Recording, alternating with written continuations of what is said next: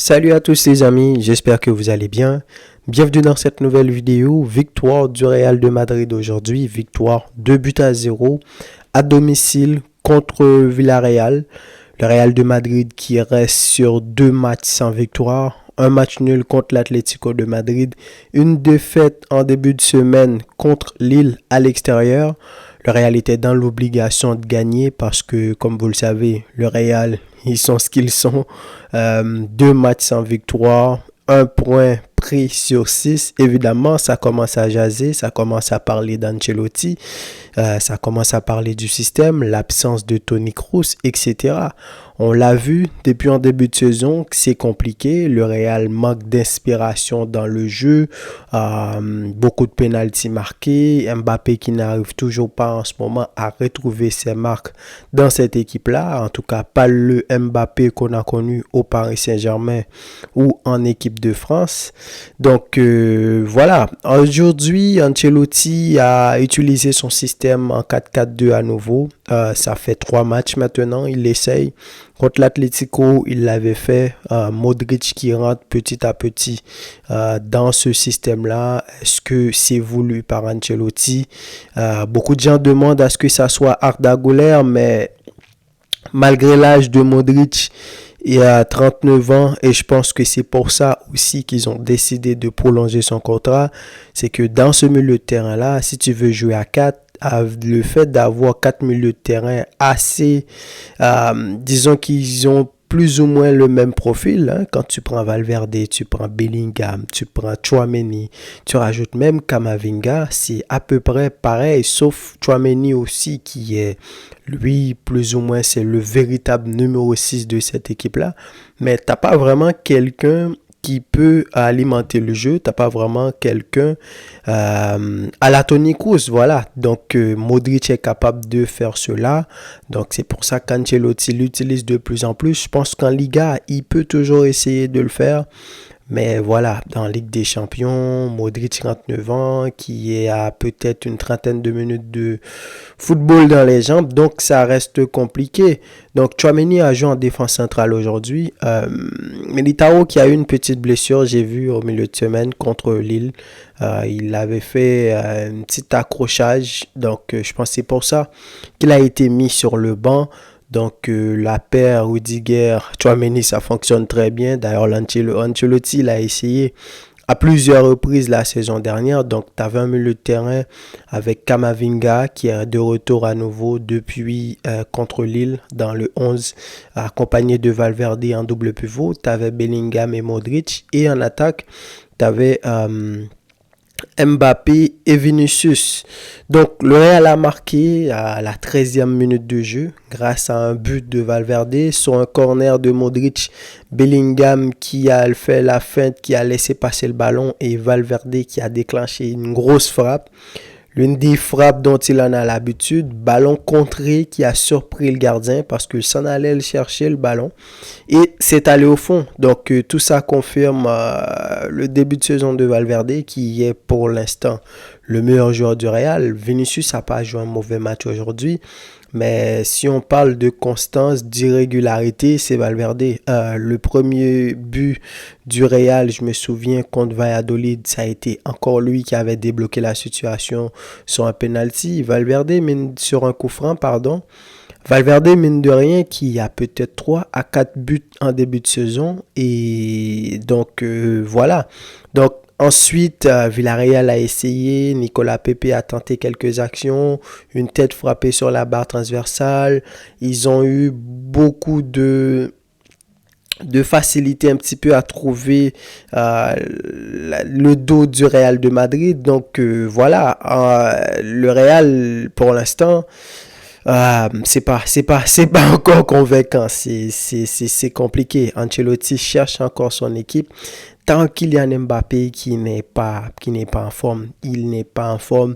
Il n'a pas été appelé en sélection pour la trêve internationale. Je pense que c'est une bonne chose. Ça fait beaucoup parler. Beaucoup de gens disent s'il avait été au Paris Saint-Germain, est-ce que ça aurait été pareil? Lui qui a été titularisé aujourd'hui.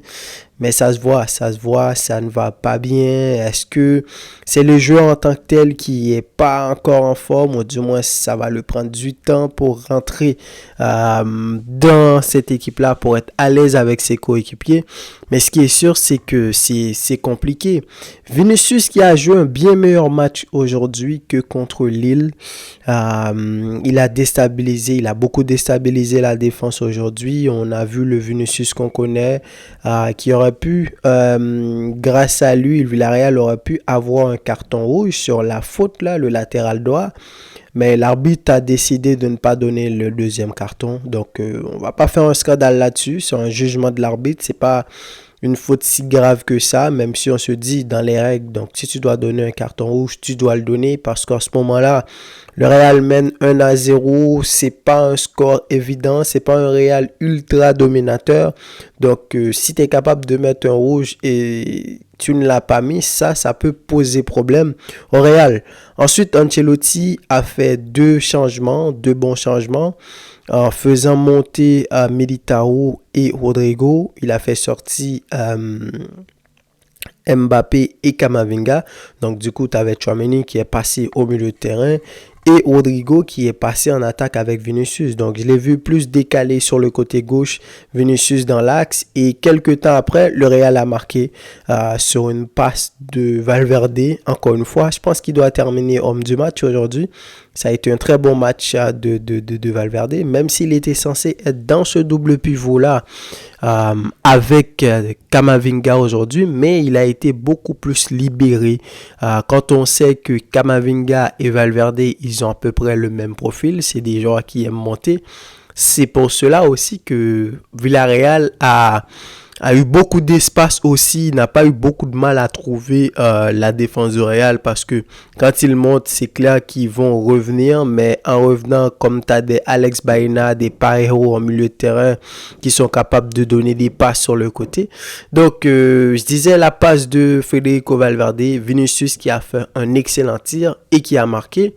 2-0, à partir de là, c'était plié. Donc voilà, c'est pas un match ultra convaincant, c'est pas un match où le Real a été ultra dominateur.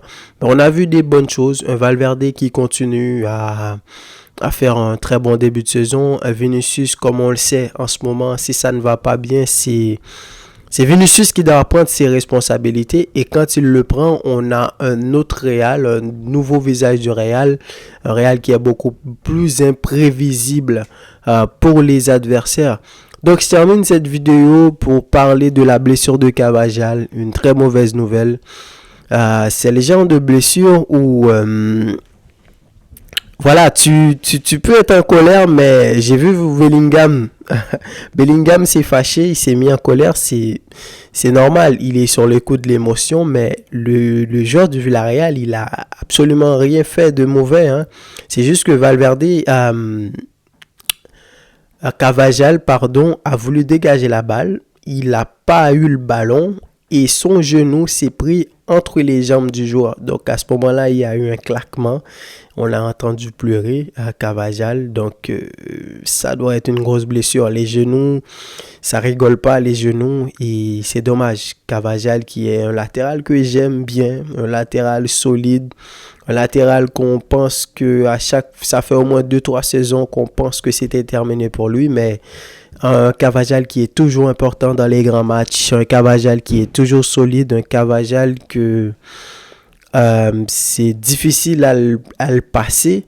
Donc là, tu as une blessure, tu as déjà Courtois qui est blessé, tu as Alaba qui n'est jamais revenu, tu as Brahim Diaz qui est blessé, donc tu rajoutes Carvajal, et en plus j'ai vu Vinicius aussi faire des petites grimaces. Donc voilà, les blessures en ce début de saison, toutes les équipes en ont beaucoup. Au Barça, on a Olmo, on a Bernal qui est out pour la saison. À City, ils ont Rodri. À Arsenal, ils ont Odegaard. Donc, il y a plein d'autres joueurs qui sont blessés. Même le Villarreal, aujourd'hui, qui jouera contre le Real de Madrid, eux aussi, ils ont leur lot de blessés. Si je pense à Moreno, ils ont Moreno qui est blessé. Ils ont Foyt qui est blessé. Pedraza, ils ont au moins Ayoz Perez aussi. Denis Suarez. Ils ont au moins 6 joueurs blessés. le Villarreal. Donc, ce début de saison, c'est compliqué. On sait en ce moment le contexte avec la FIFA, l'UEFA, tout ça, les joueurs qui parlent qui vont faire grève, etc. Est-ce que c'est à cause de ça ou qu'est-ce qui se passe? Parce que c'est quand même en début de saison et là, les clubs ont beaucoup de blessés. Donc forcément, en ce moment, si tu as une équipe, les coachs sont obligés de faire tourner. Ça peut ne pas plaire à beaucoup de gens, comme Flick l'avait fait le week-end dernier. Mais on est obligé de protéger les joueurs. Donc voilà, très belle victoire du Real qui du coup revient à 21 points, tout comme le Barça. Et qui du coup, le Barça est dans l'obligation de gagner demain contre Alaves. Donc donnez-moi vos avis dans les commentaires les amis. Dites-moi qu'est-ce que vous avez pensé de ce match-là. Et quant à moi, je vous dis à la prochaine pour une nouvelle vidéo. Salut.